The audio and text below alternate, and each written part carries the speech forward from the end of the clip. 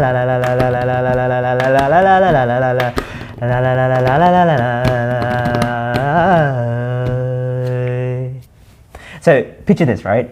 Chris Martin, the front singer of Coldplay, he comes out into the O2 Arena in England, like probably the biggest arena there is, stadium you could say, right? And he comes out and people are like, oh my gosh, it's Chris Martin. Ah, this is a coming to Jesus moment, but it's a coming to Chris Martin moment.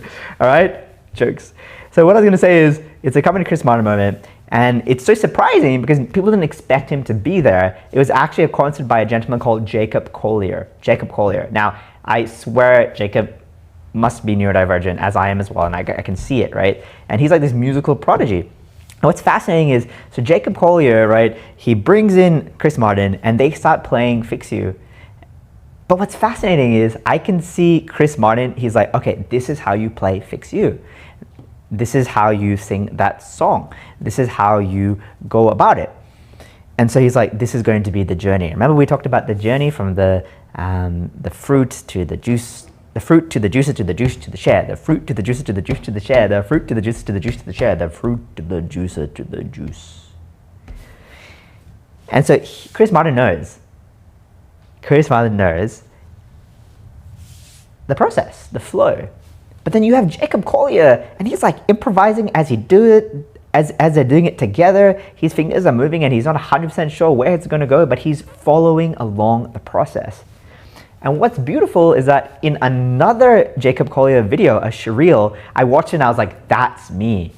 Because what he talked about, my friend, was this ability that even when you hit a wrong note, when you're improvising, your ability to make any note into the right note. Let me give you an example with singing, okay? So let's talk about this now. And I've never done this with singing. I've only done it with guitar. I used to be a guitar teacher, but I've never ever done this with singing, so I'm a bit nervous. Drink water to buy me time.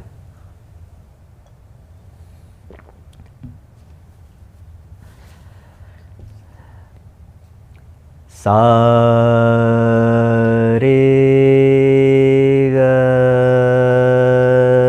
ga ni sa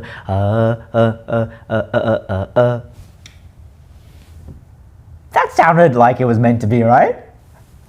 But the reality is, here's what the notes in a predictable process would have been. Sa, re, ga. That would have been it. Sa, re, ga. Right?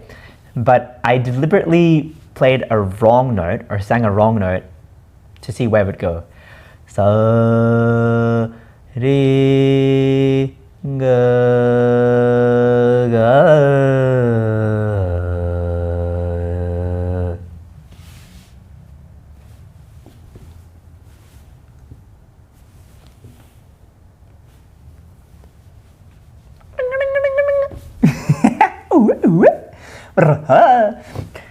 See how that led us somewhere completely different that we couldn't have predicted to start with.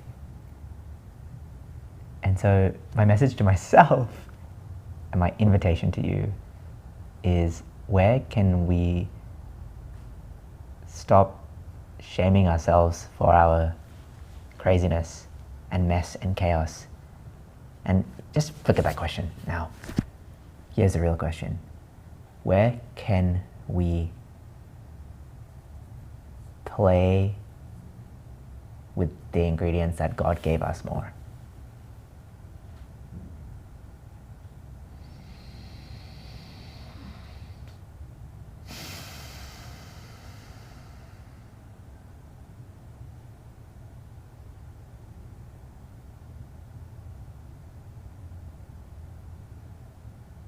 Where can we play with the ingredients that God gave us more?